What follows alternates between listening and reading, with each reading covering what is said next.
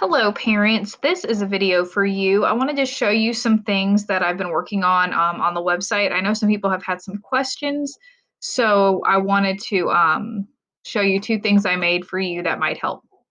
So this is the blog that you guys go to whenever you see the lessons every day. At the top up here, there's some tabs that you can click on. So the first one I'm going to show you is the Submit Work from Home button. If you click that, you're going to come here.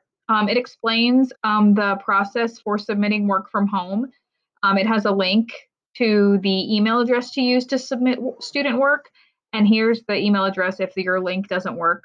There's also my tutorial I made about how to use Cam Scanner. If you don't want to use that, you can do it however you want. This is just something I created for you guys because I thought it might help make it easier for you. So those are those two things. So I wanted to show you that. And we're not submitting work again until the end of next week. So I'm going to ask for work between May 1st and May 5th to be sent in from this recent packet. Okay. So we'll do that next week. But I wanted you to see this. The other thing I made for you is a tab with all of the resources. So if you go to where it says resource directions, you can click that. And this is going to show you most of the resources I've set up for you guys that I've either given you access to or explained how to get access to. So we have Matific, Epic, Starfall, Bookflix, Pebble Go, and this is the Literacy Footprints digital reader. So underneath each one, I have an explanation for what it is and also how to log in. So for example, with Matific, that's a math site. This explains that the login is their name and their number in line order. So for example, Aubrey is number 1 in our class. So her login would be, oh, it's not her name, it's the word Panther. Her login would be Panther1 and everyone's password is the same and it's right here. If your child doesn't remember their line order number and you can't get it to log in, just email me and I can tell you what it is. But most of them know their number. The other one is Epic. That is a great website for reading books. During May, we are not going to have access to the school to print the leveled books like the ones I sent in your most recent packets, where you guys were able to read those at home. So unfortunately, I won't be able to do that. A couple options are I can send you PDFs of those books and you can print them at home if you would like to have hard copy books for your children.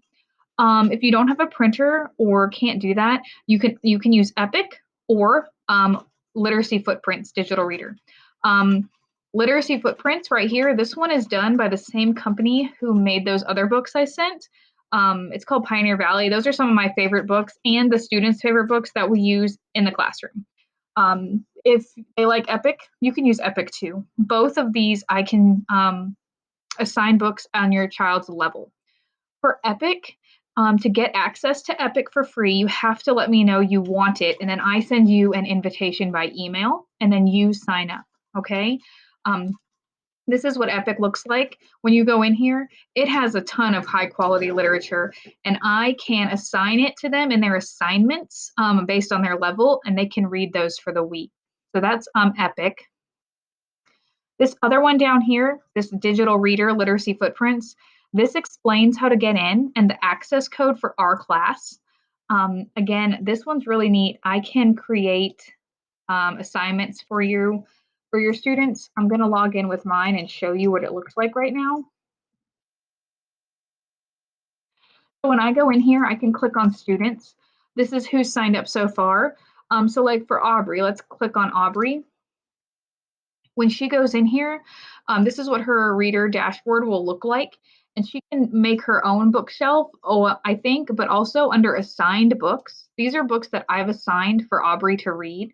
When she finishes them, they'll go in her book bag and she can go back in here and read these. Plus, it shows me what she has read.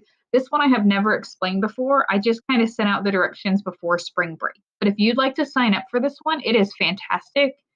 And we can use it during May to continue practicing reading.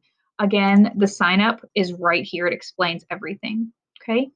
A few other resources are Starfall. Starfall is a pretty simple site to use.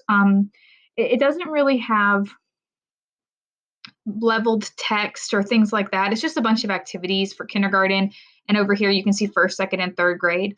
A lot of it's free already, but some of it's not.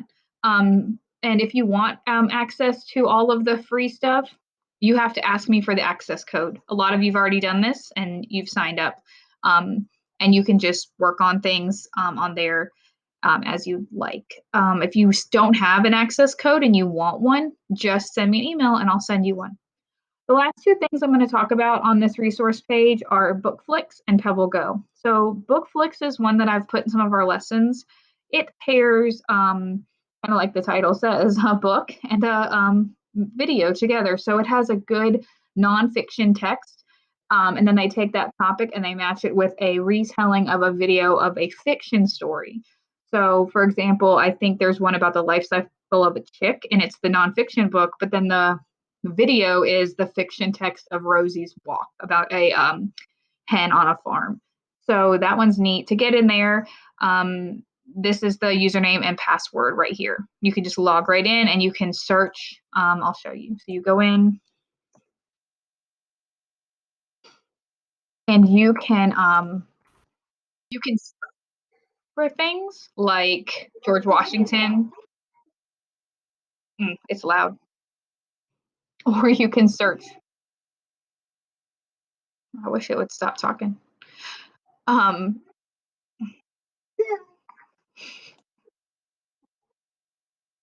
Skip intro. There we go. It stopped making noise. So, for example, it has the Help Our Earth helping out, and then the Curious Garden. You can search for ABCs. You can search for plants. You can search for people, like I said, George Washington, Martin Luther King Jr. There's all kinds of things on here. And the kids really like this. We use it in school all the time. Sorry again for all the noise. Okay. I am done. I think my husband's laughing at me while I make this video. Okay, last one I'm going to talk about today is Pebble Go. This one I kind of quickly went over with the students last week during Zoom, or this week during Zoom.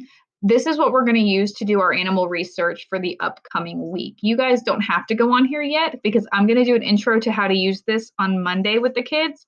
But this is how to get to it if you want to go on there. This is also has a lot of good books for kids to read. The username and password are right here. So when you go in, you're going to log in with the username is engaged and the password is learning. These are from the company. They've given access to our school.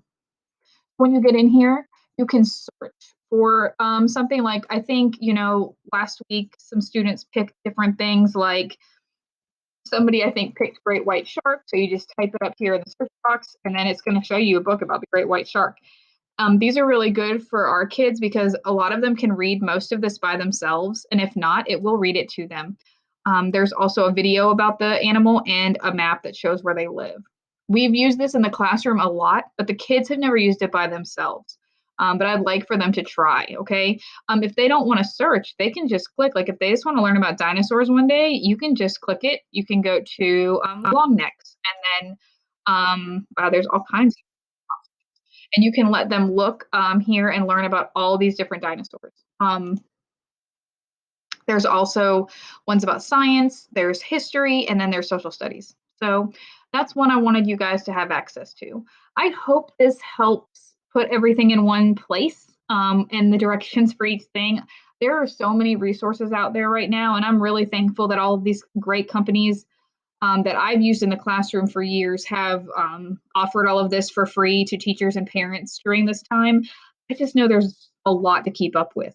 So I haven't wanted to bombard you with too many. So I've kind of slowly rolled these out, but also I know it's hard to keep up with. So here is everything. If there's one I forgot that you don't see on here that I've told you about and you don't want me to add it, just send me an email and let me know and I'll add it.